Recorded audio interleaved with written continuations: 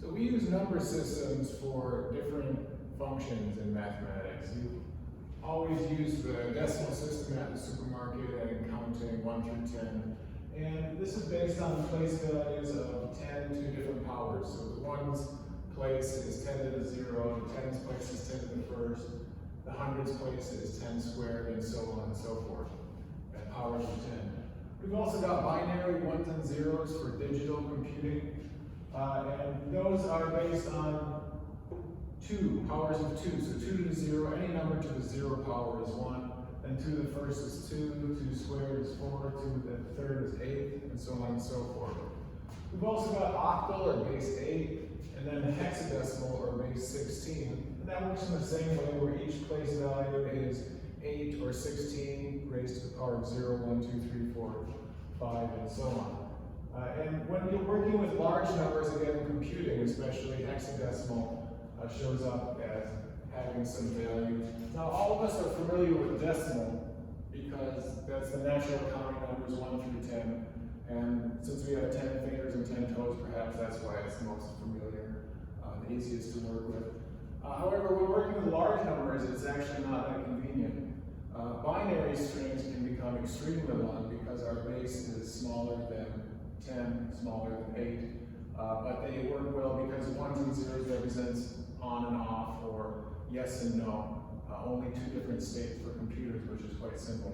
And so, if we have, say, the number 65,536 in decimal, that's 6 times 10 to the 4th plus 5 times 10 cubed plus 5 times 10 squared plus 3 times 10 to the 1st plus 6 times 10 to the 0 power.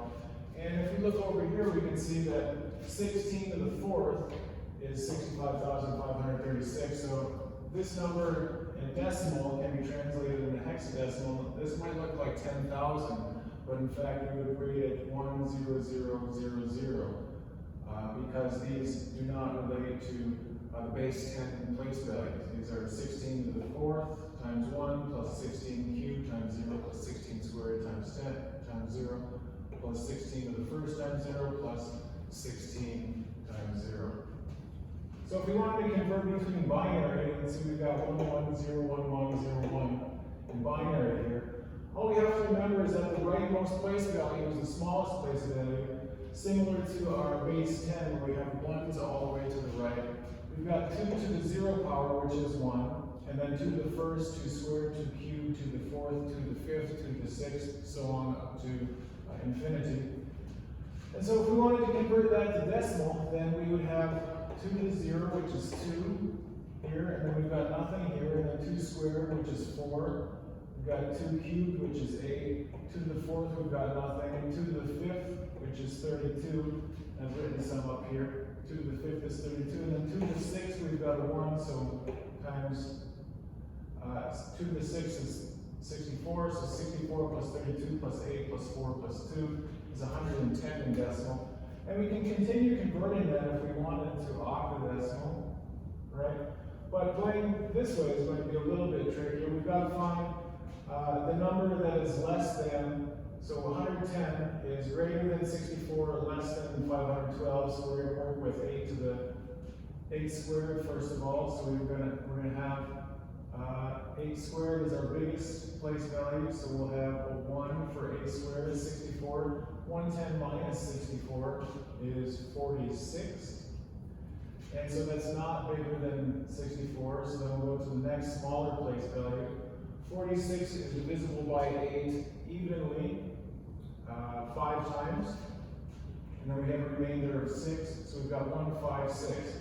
And so this will be equal to 8 to the 0 power times 6, which is 6, plus 8 to the 1st power, which is 8 times 5, or 40, so we've got 46.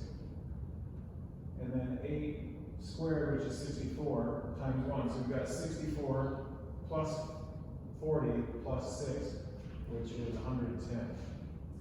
Moving along, for hexadecimal, we work with digits 1 through 9 and then A through F. We can't have 10, right? So we go 1, 2, 3, 4, 5, 6, 7, 8, 9.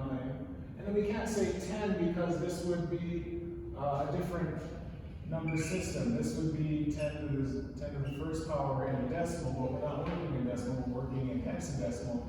And so we apply the letters A through F. So 10 is actually A, 11 is B, 12 is C, so on up to 15, which is F there.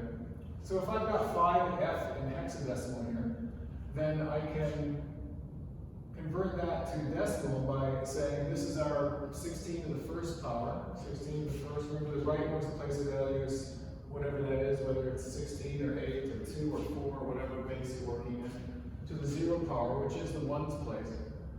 And so I've got F here, which is 16 to the 0, raised to 16 to the 0 power times 15. Remember, F is 15. And so I've got that, and then plus 5 times 16 to the first. 5 times 16 to the first is 80, and then add to that 15, or 95 decimal. And then we can convert that into any other number format too. We want to convert 95 decimal into binary. Well, let's look over here. 95 is greater than 2 to the 6th, but less than 2 to the 7th. And so we've got 2 to the 6th times 1, which is 64. So 95 minus 64, we'll subtract these two, we get 1 and 3, 31. And so let's look at our next value. 31 is less than 2 to the 5th, 31 is greater than 2 to the 4th. And so then we've got 2 to the 4th times 1, which is 16. And so we'll subtract from that 16, and we get 15 here. 15 is less than 2 to the 4th, but it is greater than 2 to the 3rd. And so we get 2 to the 3rd times 1, which is 8. 2 cubed is 8, minus 8 here. 15 minus 8, we get 7. 7 is less than 2 cubed, but greater than 2 squared. And so we have 2 squared times 1. We can only do 1s and 0s, remember, for binary. And so we can't have like hexadecimal, octal, and decimal. We can't have other numbers multiplied by 16 or 8 or 10 or whatever to the power. 2 squared is 2 squared times 1 is 4. Subtract 4 here. We get 3. 3 is greater than 2 to the first, but less than 2 squared. And so we're going to get 2 to the first times 1, which is 2. Subtract 2, we get 1, and then we get 2 to the 0 times 1, which is 1. And we get our last value there. And so we're writing this in binary. There. So we're going to have 2 to the 0 power. So we'll start off on the right. 2 to the first power, that's a 1. 2 squared is a 1. 2 cubed is a 1. 2 to the 4th is a 1.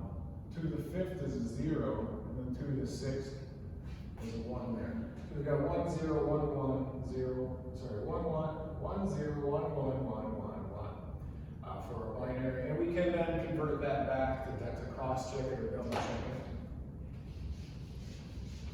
If we want to convert between binary and octadecimal, it's probably best to convert first to decimal. And so again, if we wanted to convert this back to decimal, we'll start, let's see here, we've got 0, 1, 2, 3, 4, 5, 6. This is 2 raised to the power. And so 2 to the 6th is 64, plus 2 to the 5th is 32, but we don't have a 1 there, we've got a 0. Plus 2 to the 4th, we can look back over our chart or just memorize it. 16, 64 and 16 is 70, 80. Plus 2 cubed, 88. Plus 2 squared, 92. Plus, did I miss one? Plus 2 to the first is 94. Plus 2 to the 0 power is 95. All right, so we got 95, that checks out, we were correct in the calculation. Now we want to move that into octadecimal. 95 is greater than 64, but less than 512. So our first value here is going to be 8 squared. squared times 1 is 64. So let's subtract 95 minus 64. Again, it's 31. Alright? And so 31 is less than 8 squared, but greater than 8 to the first. So 31 is 8 times what? 8 times 3 is 24. So we're still under that value. 8 times 4 is 32, but it's greater than that value. So you want to say 8 to the first times 3, which is 24. Subtracting this 24. And we get 7. And finally, 8 to the 0 power times 7 is 8. Sorry, times 7 is 7. And that gives us a 0 here. And so when writing this out in octadecimal, we'll start from the right. We've got 7, 3, and 1. So that would be octadecimal. For the hexadecimal, we've got 5F. For decimal, 95. For binary, 1, 0, 1, 1, 1, 1, 1. And for octadecimal, we've got 137 for that value there. Right, so when thinking about number systems, it might seem kind of confusing, or like, why do we need to have all these number systems? But in fact, they have a lot of different uses, especially in computing, working with large numbers for hexadecimal, and then binary is ones and zeros or ons and offs for switches in computers. And then decimal, of course, we're going to use that every day for our counting numbers. Okay?